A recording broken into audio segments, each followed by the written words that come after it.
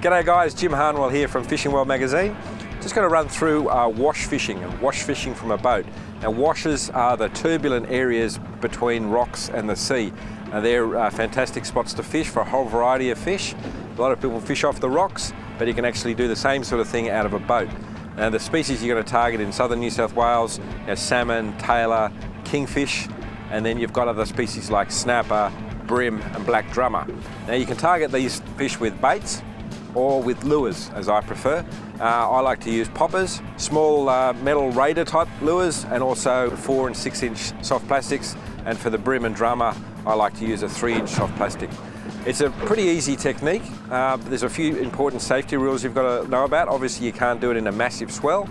You need enough swell to create an actual wash, but not enough to be dangerous. And it's something you really need to do with another person. So one person can be on the wheel of the boat and the other person fishes. And that way, if there's any danger, you can get out of trouble quite easily. A great tip is to never fish an area where the wind is actually blowing you onto the wash. You want to fish somewhere where the wind's blowing you along or away from the wash. And also keep the bow of the boat out from the wash so that if there is any problem, you can easily zip out of it. Obviously you've got to be pretty confident in your boat's handling ability. It's often quite rough near a wash. You've got the backwash from the swells coming, hitting the rocks and pushing back out again, so you need a boat that's really stable. You've got either a self-draining hull or a really good bilge pump system, and you need a reliable engine. A really important tip is to always keep your engine running when you're fishing in a wash zone, because you never know when you might need to zip out of trouble really quickly. But those safety elements aside, wash fishing can be really productive. It's great fun, keeps you on your toes, and if you're into active sport fishing, wash fishing, fantastic stuff.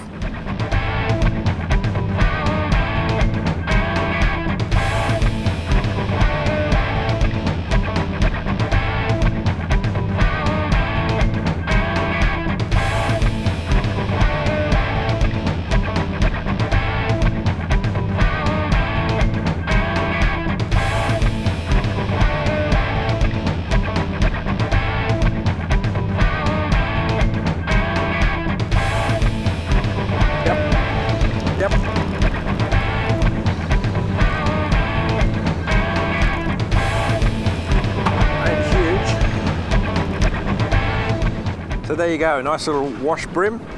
They love that sort of foamy water there in the background. They hunt in that. And if you can get a little bait in there, like a little soft plastic or a prawn or some kanji, there should be plenty of these little guys in a wash. Just got to watch where you drift. We're sort of drifting along the side of it there. And you're casting in towards the foamy water. The closer you can get to the actual rocks, the better. The fish sort of hang in quite tight to the rocks. And then if you let your bait sort of drift out or your lure drift out, and they usually snaffle it. But that's a nice little brim. Great fun on light tackle. You only need say a 3 to 6 kilo spin gear for this sort of work. I've got 6-pound braid on this, 12-pound leader, small jig heads. But you could fish that sort of water there with like a 20 or a 40 gram raider or a little popper, or a bigger plastic for things like salmon and snapper and kingies. I like catching these brim. I reckon they're great fun in the washes. Anyway, let's see if we can get another one.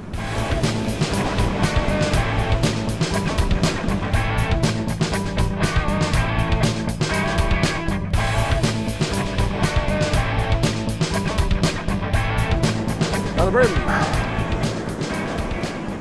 There you go, another one. Just in that wash, they're right in the white water. That's where you need to get your baits if you want to get these guys. Just hang under that white water waiting for things to get washed off the rocks or little bait fish. So it's really important to get it as close as into the wash as you possibly can. If you come out too far, the brim, they just won't see your bait and you'll miss out. I'll get this guy back in the water. He's a nice little fella. There you go. Wash brim, cool stuff, eh? Obviously the sort of boat you need for this sort of fishing has to be seaworthy. Now the Fishing World Bar Crusher 620C is, made for this sort of style of fishing. If you're interested in getting into this sort of stuff, the sort of boat you need to really look at is something with nice high sides so you can brace yourself, because you're always sort of pitching around in the backwash, stuff like that. A self-draining deck's good, or a really good bilge pump just in case you do take a wave over the back or across the side.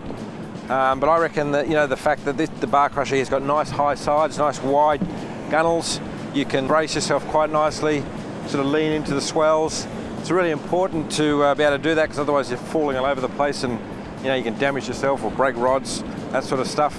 So it's not something you do out of a little tinny. You need to stand up, you need to brace yourself, you need to be able to handle the surge and backwash from a decent swell hitting the rocks and bouncing back. A cabin's a good thing too, because it just gives you that extra security and protection for your gear. But mainly that nice high side's the way to go.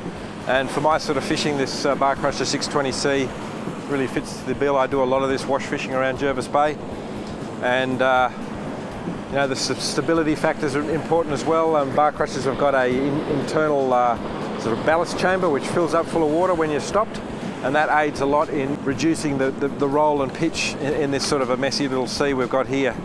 So you do need to think about the sort of boat you want to do this out of. I wouldn't recommend doing it out of any sort of small open boat. You need a sizable, serious fishing boat for this sort of stuff, because the swell can get bigger and you can get into trouble.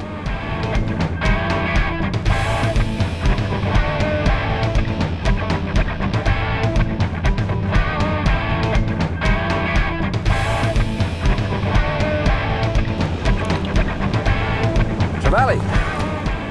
There you go, another species. Silver trevally.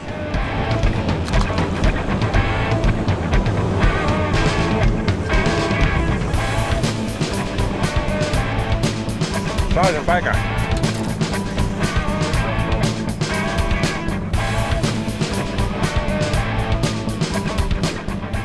Okay guys, as you've seen from this video clip, wash fishing from a boat is really exciting. It's a challenging way to fish and it's very productive. Just make sure you stay safe, and I'll see you out in the water.